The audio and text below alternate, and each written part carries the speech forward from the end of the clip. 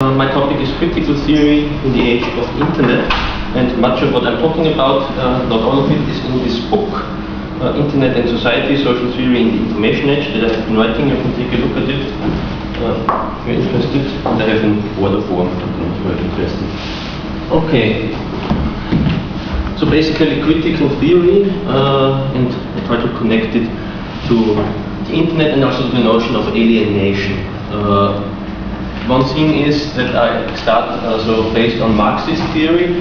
Why do I think that Marxist theory is important today? So I think it should be the central theory in sociology that we make use of. I don't think that it's an outdated theory. And Jacques Derrida already in the mid-90s was saying that in the age of neoliberalism, Marxism seems to be coming back as sort of a ghost that keeps haunting capitalism. Mike Burroy and Eric Olin Wright, they have been arguing that we should renew and try to rebuild Marxist theory. So I can think of a couple of reasons why referring to Marx and his theory can be of relevance today. On the one hand, we are witnessing what many people term globalization of capitalism. And this theme was already grasped by Marx and Engels as an immanent feature of capitalism.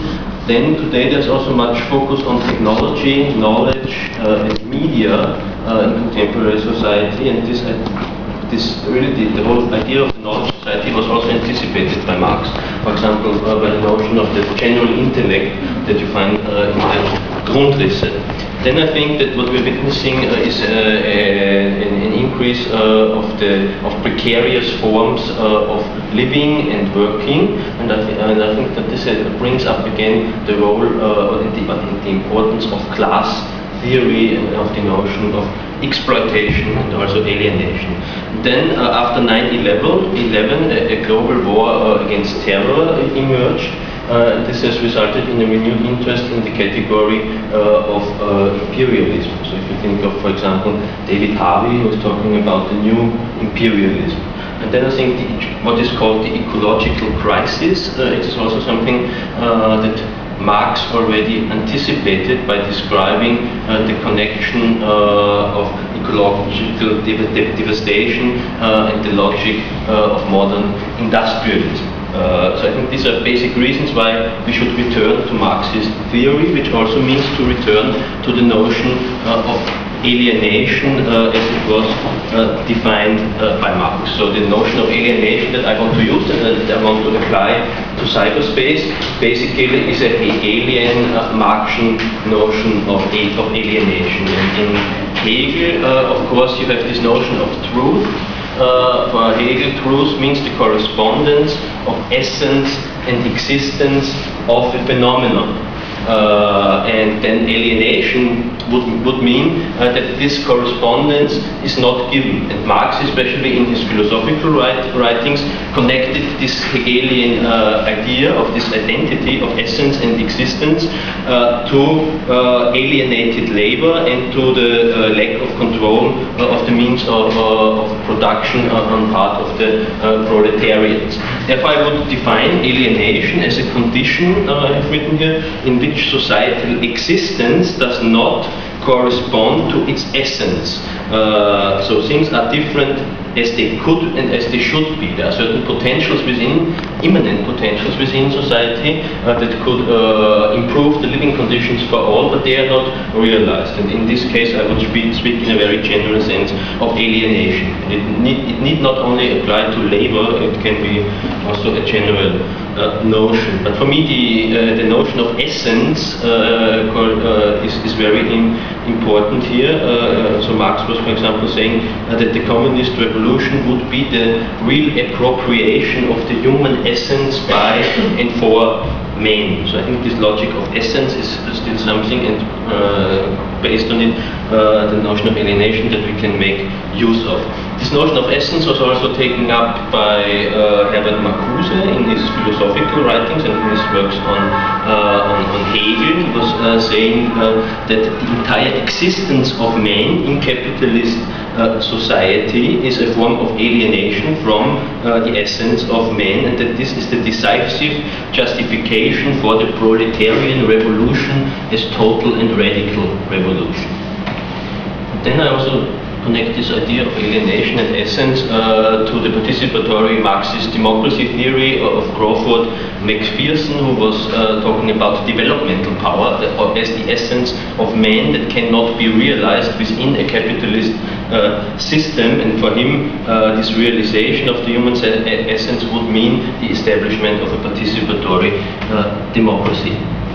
So for me, I try to frame it, this essence, in a little bit other terms. For me, the essence of society is cooperation. So we need to cooperate to a certain extent in order to exist as a society, in all types of society, not just in a modern society. But I think that in capitalism, what is dominant is not cooperation, but what I would term competition, which is sort of the antagonistic part to cooperation. So in competitive relationships, there are groups that derive advantages at the expense of others. You could say they oppress them or they exploit them.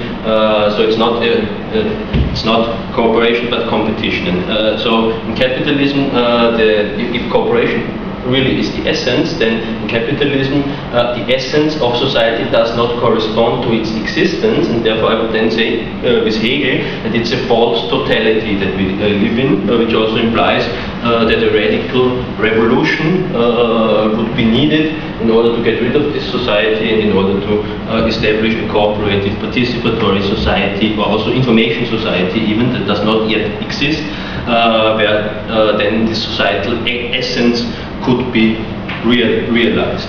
So these are actually the two poles that I'm working with, also in the theory that I'm trying to elaborate, competition and cooperation. And I think that dialectical thinking is also about antagonisms and contradiction, and I think the whole modern society is based on such an antagonism between competition and cooperation.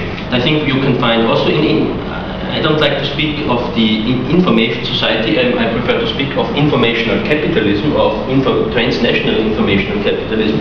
I think here you find examples for competition, also on the internet, and then also for cooperation.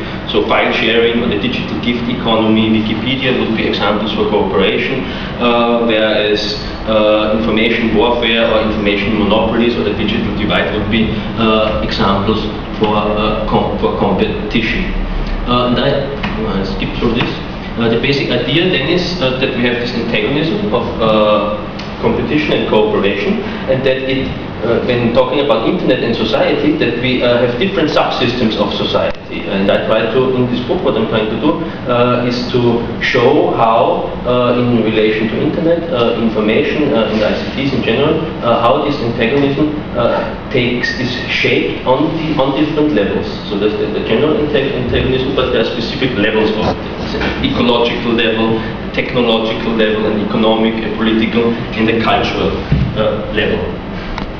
So these two poles, competition and cooperation, these are dual poles, but I want to make an analysis based on dialectical philosophy. And in dialectical philosophy, as Hegel has shown us, you don't just have two contradicting parts, but these contradicting parts, they are intertwined. So therefore I refer to the German Marxist philosopher Hans Holz, who is talking about Ineinandergreifen and Übergreifen of these categories. So Übergreifen can best be translated with an encroachment of categories. How much is it? You have 10 minutes. Okay, fine. So these categories, they are also encroaching upon each other. This means that in informational capitalism we don't just have on the one side competition and cooperation on the other side, but they will be intertwined. So there will be an intermingling of these two forms, and I'm interested in how this takes shape in contemporary capitalist society. So they are encroaching upon each other, you could say, and not just on the internet, but for example also something like participatory management or strategic business alliances is also something where there's a certain form of cooperation, but the overall end is to make more profit and to advance the instrumental reason that is immanent to capitalist society.